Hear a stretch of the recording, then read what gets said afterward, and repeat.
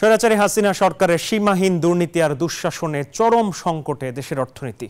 এমন বাস্তবতায় 2026 সালে স্বল্পোন্নত দেশের তালিকা থেকে বেরিয়ে যাওয়া বাংলাদেশের জন্য ঝুঁকি তৈরি করতে পারে বলে মনে করছেন অর্থনীতিবিদ ও ব্যবসায়ীরা। টেকসই অর্থনীতির স্বার্থে তাই উত্তরণ প্রক্রিয়া পেছানো উচিত বলে মত দিয়েছেন তারা। হোসেন শাহাদাতের রিপোর্টে বিস্তারিত।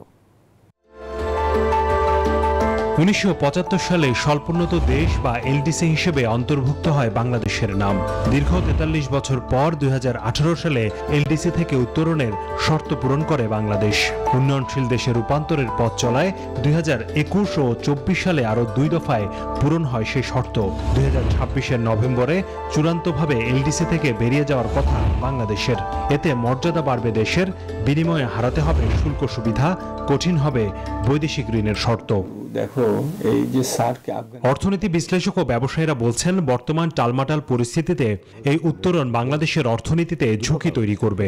আমাদের অর্থনীতির অবস্থা এখন যে অবস্থায় আছে, এটা আমরা যদি 26-এ গ্র্যাজুয়েশন করে ফেলি তাহলে আমাদের যে সুযোগগুলি রয়েছে নষ্ট হয়ে যাবে।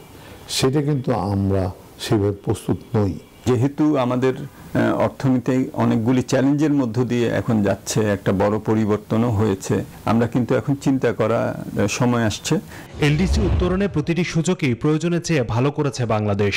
এর মধ্যে মাথাপিছু আয় $2684, মানব সম্পদ সূচকে 77.5, অর্থনৈতিক ও পরিবেশের ভঙ্গুরতা সূচকে স্কোর 21.9। কিন্তু এসব তথ্যের সত্যতা নিয়ে সংশয় আছে বিশ্লেষকদের। পরিসংখ্যানে যে দূষণ আছে সেটা তো আর এখন সবাই জানে। ইনফ্যাক্ট সরকার বদলের আগেই এটা জানাজানি হয়ে গেছিল। যেহেতু এখানে তথ্যের গরমিল এবং সঠিক তথ্য পাওয়া যায় না, সেই ভিত্তিতে করা হওয়াতে এটা আমার মনে হয় রং স্টেপিং হয়েছে। 2026 সালে উত্তরণ হলেও এলডিসির বিদ্যমান সুবিধা 29 সাল পর্যন্ত পাওয়ার কথা বাংলাদেশের। তবে বিশ্লেষকরা বলছেন, অর্থনীতিকে শক্তিশালী ভিতে প্রতিষ্ঠিত করতে হলে এই সুবিধা আরও বেশ কয়েক বছর পেতে হবে বাংলাদেশকে। এটা যদি আমরা ডেফার করতে চাই, এলডিসি থেকে বেরিয়ে গেলে কি কি ধরনের আমাদের সমস্যা হবে, গ্র্যাজুয়েশনের সাস্টেনেবিলিটি দৃষ্টিভঙ্গি থেকে আমাদের পেছন দিকে এসে যুক্তিগুলোকে দাঁড় করাতে হবে। এলডিসি উত্তরণে যেসব শর্ত পূরণ করেছে বাংলাদেশ, সেসব তথ্য আবারও নতুন করে প্রকাশের পরামর্শ দিয়েছেন বিশ্লেষকরা। হোসেন শাহাদাত, নিউজ 24, ঢাকা। সপ্তাহ ব্যবধানে রাজধানীর বাজারে সবজির দাম সামান্য কমলেও মরিচের কেজি এখনো 160 টাকা। কমেছে গুড়, মুড়ি, চিড়ার দাম। বন্যায় মাছের ঘের, মুরগির খামার ভেসে যাওয়ায় দাম বেড়েছে মাছ, মুরগি ও ডিমের। রাজধানীর বাজারে কমেছে সব ধরনের সবজির দাম। 100 টাকা কমলেও এখনো নাগালের বাইরে কাঁচামরিচ বিক্রি হচ্ছে 160 টাকা কেজিতে। আগের তুলনায় সবজি বাজার কম আছে, কিন্তু আপনার পেঁয়াজ, রসুন এগুলোর দাম আগের মতো আছে। মরিচের দামটা একটু কমছে তুলনামূলক। আগে 200-240 টাকা কিনতাম, এখন 160 টাকা করে কেজি। চাঁদাটা না দেওয়ার কারণে যে জিনিসপত্রের দাম ওনারা কমে বিক্রি করতে পারতেছে।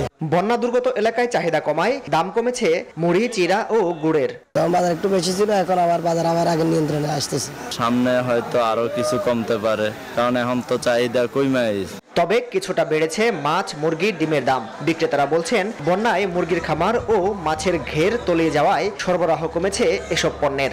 সোনালী মুরগি 240 টাকা, আর চিংড়ি মাছ ছোটটা যেটা দেশি এটা হলো 350 টাকা। ব্রয়লার ওটা ছিল হইলো 140 টাকা, এটা হয়েছে 165 টাকা। এখন তো বন্যা, মাছ ধরা পড়তেছে কম, এই জন্য দামটা একটু বেশি থাকবে স্বাভাবিক। তুলনামূলক অনেক দাম, সাধারণ মানুষের পক্ষে সম্ভব না। গেল সপ্তাহের তুলনায় গরু, খাসি ও মুরগির মাংসের বাজার রয়েছে অপরিবর্তিত। তদারকি বাড়ালে দাম আরো কমবে বলে মনে করছেন ক্রেতারা। মাসুদ সুমন, নিউজ 24, ঢাকা। বন্যা দুর্গত এলাকায় অগণিত মানুষ ত্রাণ দেয় হু হু করে বাড়ছে মোটা চালের দাম। চাহিদা বেড়ে যাওয়ায় নিম্নমানের চালের দামও বেড়েছে বস্তা প্রতি 300 থেকে 400 টাকা পর্যন্ত। বাড়তি সরু চালের দামও।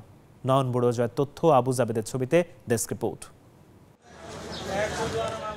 গরিবের চাল খ্যাত গুটি ও স্বর্ণা সেদ্ধ সহ মোটা চাল নিয়ে শুরু হয়েছে ফের চালবাজি। বন্যা দুর্গত এলাকায় ত্রাণ সহায়তায় এসব চাল বিতরণ করায় চাহিদা বেড়েছে মোটা চালের। আর এই সুযোগে সব ধরনের চালের দাম বাড়িয়ে দিয়েছে অসাধু চক্র। পাইকাররা বলছেন, উত্তরবঙ্গের মোকামে দাম বাড়ায় চট্টগ্রামের বাজারে প্রভাব পড়েছে। সেই সাথে পরিবহন ভাড়া বৃদ্ধির অজুহাত পাইকারদের। স্বর্ণচিহ্ন 2350 থেকে 2400 টাকা চলছিল, এখন চলতেছে 2600 থেকে 2650 টাকা। তারপরে গুটি স্বর্ণ চেম ওইভাবে 200-250 টাকা বেড়ে গেছে। এগুলো আবার যখন ওই ত্রাণ এগুলো শেষ হয়ে যায় একটু পর্যায়ে কমে চলে আসে। সব চালের দাম বেশি, চিকন চালের দাম বেশি, মোটা চাল বলে কথা, চাল বলতে সব দাম বেশি। ক্রেতারা বলছেন, চাল সিন্ডিকেটের কাছে জিম্মি তারা। আমরা সাধারণ মানুষ ভোক্তারা খুব কষ্টের মধ্যে আছে। আগে তো কম ছিল, এখন বন্যার পরে তো আরো অনেক বাড়ি গেছে। এদিকে চট্টগ্রামের খাতুনগঞ্জে বেড়েছে পেঁয়াজের সরবরাহ। দেশীয় পেঁয়াজের পাশাপাশি বাজার দখল করেছে ভারত, মিশর সহ চীন থেকে আমদানি করা পেঁয়াজ। তবুও পাইকারিতে 107 টাকা কেজিতে বিক্রি হচ্ছে দেশি ও ভারতের পেঁয়াজ। এ নিয়েও যুক্তির শেষ নেই ব্যবসায়ীদের। ভারত থেকে পেঁয়াজ আসতেছে, মানে কয়েকদিন আগে রোডের একটু সমস্যা ছিল, পানি উঠছিল, যার জন্য মাল আসে নাই। মাল না আসাতে এখানে পেঁয়াজের দাম বেড়ে গেছে। দেশীয় আছে মোটামুটি, তত বেশি না, ওখানে মোকামে বাড়ছে বিদে এখানে দামটা একটু বেশি। গোলযোগের আগে 60-70 টাকা, এখন তো 120 টাকা হয়।